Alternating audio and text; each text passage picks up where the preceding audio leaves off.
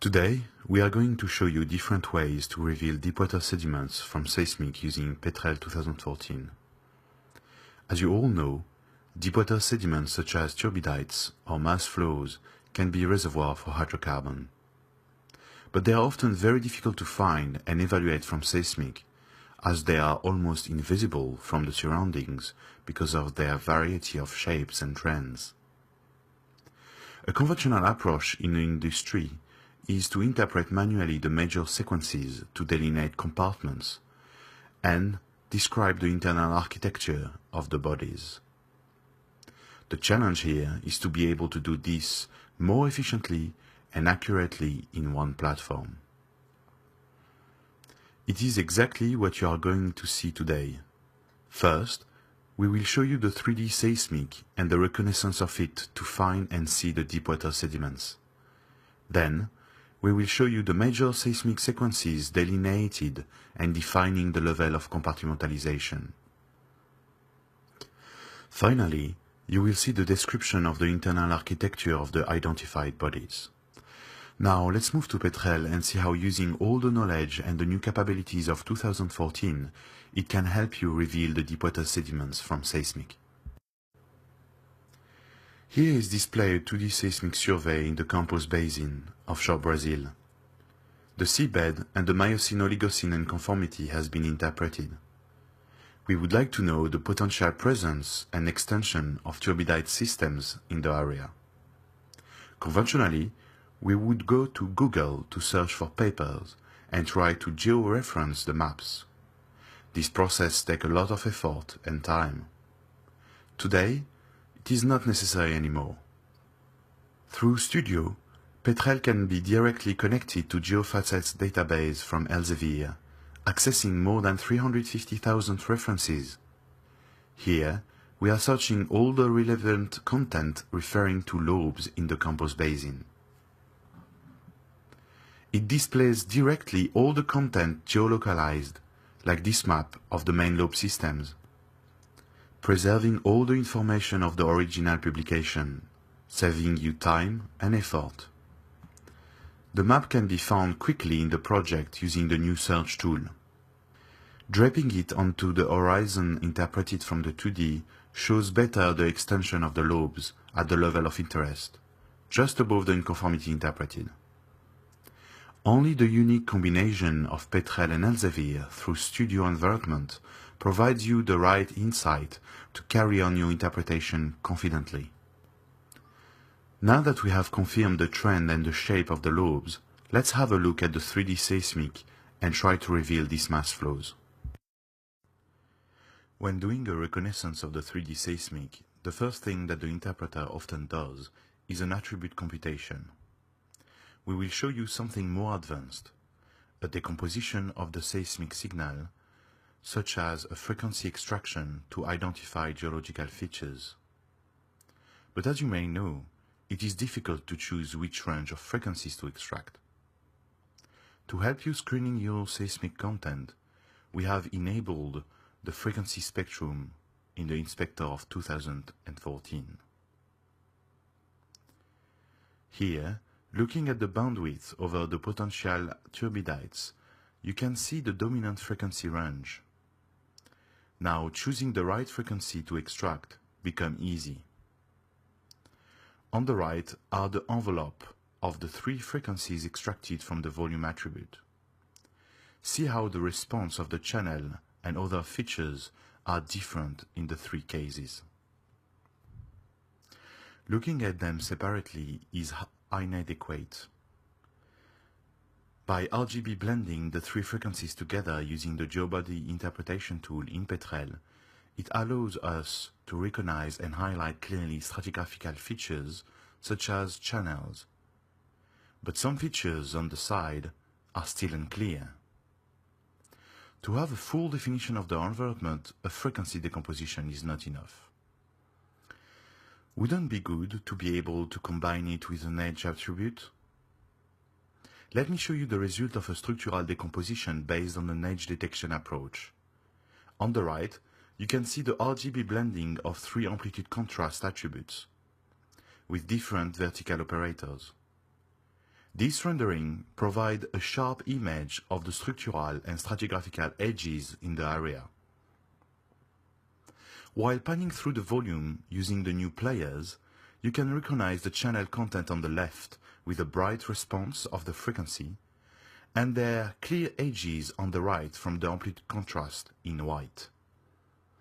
Even more obvious, the splay features that were not highlighted in the frequency decomposition are completely revealed in the structural decomposition blending. It is simply stunning, thanks to the new visualization technology of Petrel. Down at the level of interest, it is now possible to completely see the turbidite system, with the presence of a lobe body on the left, cut by two channels in the middle and on the right, clearly defined in both views.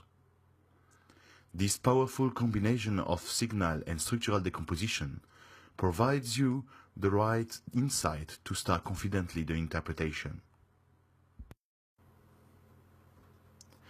Now the reconnaissance is done, we would like to share these seismic cubes with our interpreters team to help them start delineating the compartments.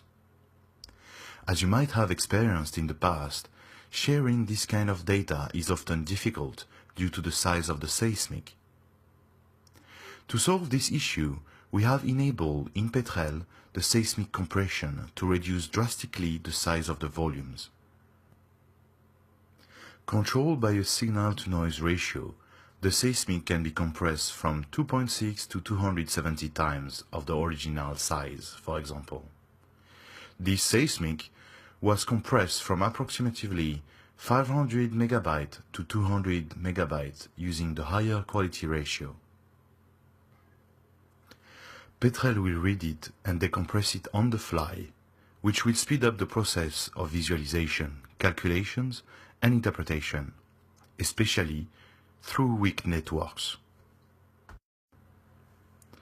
So far, we have shown you the 3D seismic and how you are able to relate your work to external knowledge directly into your project for a better understanding of the geology of the area using Elsevier and Studio. And how linked to the best science of Petrel, it helps you to do an accurate reconnaissance using frequency spectrum, seismic attribute, and the best-in-class co-rendering volumes. Now let's see how all of these drive to a precise delineation and interpretation of the different compartments or bodies. As you see here on this blended frequency horizon, the deepwater sediments are obvious. The challenge now is to be able to interpret the seismic sequences that defines the compartments. Let me select the right perspective to complete this task. Using the 2D interpretation as guide, some seismic sequences has been interpreted in 3D, as you can see here, displayed in restrict view on the inline and crossline. It looks good, however, we would like to quality control this interpretation. On the top left is the 3D view, on the bottom left the classical base map, and on the right a conventional 2D section with the seismic sequences. The best way to QC the interpretation would be to reconstruct these sequences at the initial depositional space using a geomechanical engine. You can see how the different sequences has been flattened and separated from each other by simply running the reconstruction using the mini toolbar directly from the section. The 2D reconstruction tool respects geological rules such as unconformity, which provides you a realistic reconstruction of the environment. Now, in this faulted sequence, you can see one strong continuous reflector in red. It represents the top of the lobe. We will interpret it quickly and update the reconstruction to understand the boundary of the base. Now you can clearly see that the blue reflector is truncated by the red. The lobe compartment has been now accurately delineated. The quick access of the interpretation tools using the tool palette and the mini toolbar of the new user experience of Petrel 2014 definitely increase the workflow productivity and help you focus on the data. Now back to the 3D view. The lobe has been picked in the traditional way, line by line. The challenge for the seismic interpreters is to fill the gaps using all the tools available, as well as respecting the continuity and the dip of the reflector. To do so, let's use the new tracking tool that allows us to have a live trace while picking the horizon. This gives us much more control in areas with dipping reflectors. We will change the window and orientation to track properly in the slope. Conventionally, tracking tools only work with amplitude priorities. By selecting the proximity, we constrain even more the tracking. Almost everybody can do a good tracking, but what we always want to do is to check the result of it and evaluate the quality.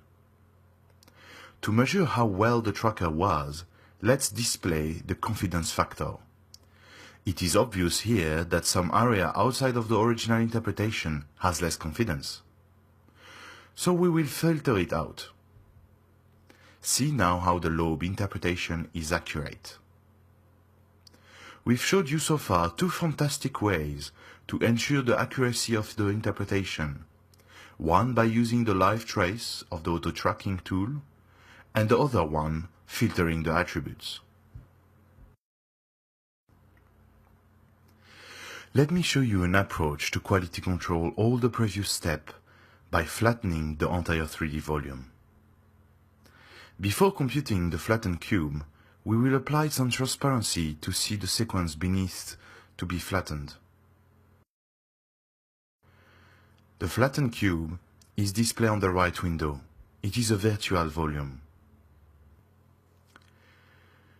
Let's compute a variance attribute cube using the quick access to the processes in the mini toolbar to verify the edges of the lobe in the flattened mode. The new user experience of Petrel allows you to work directly from your data, searching results without even going to the input or process pane, reducing the amount of clicks and the time spent finding data. Now see how the edges of the lobe and channel are clearly defined on the time slice of the variance cube, which definitely validate the interpretation. The next challenge will be to understand the internal architecture of these features. But first, let's come back to PowerPoint to wrap up everything. So far, we have shown you how using the full capabilities of the seismic interpretation of Petrel, you are able to interpret seismic sequences using 2D reconstruction, delineate them accurately with the auto-tracking capabilities such as live trace and proximity tracking, and QC it by flattening the entire volume. All of this into a brand new user experience that increases your workflow productivity. Now the compartments has been delineated, let's see how to describe the internal architecture of the lobe seen previously. In order to do a proper fascist model for accurate volume estimation, it is obvious that geoscientists need to have a good understanding of the sedimentology. But what happens when the area have a limited amount of well as control points? The geoscientist can then only rely on the seismic. Let us show you a workflow that may help you getting the most of your seismic. Here is the map of the top of the lobe and the thickness of it. Obviously, using conventional surface attributes such as RMS, it is possible to start looking at the potential seismic fascist distribution. But this is not enough to define the exact architecture inside the body. Let us show you a waveform classification workflow that helps getting more insight on the internal architecture. It slices the seismic from top to the bottom of the lobe and extract the amplitude values as you can see here displayed sequentially. Take a look now to the 4 waveforms extracted on the right. They were generated inside each compartment of the lobe, represented as a small seismic cube in the 3D view. Now we are going to show you the probability maps associated to each class. The final output of this workflow is a waveform classification map, where here the colors are the type of waveforms. You can recognize the different classes distribution, and even more important, you can estimate similar patterns across the different isolated compartments of the lobe. Very powerful. What we would like to do now is to extract the bodies of the classes from the seismic. Here you can see the frequencies blend with the stunning render of the geobody interpretation tool of Petrel. Filtering the frequencies allows the isolation of a type of class that can be related to waveform showed before. Once we got the body, we will now extract it in full resolution, which gives you a very detailed and sharp geobody.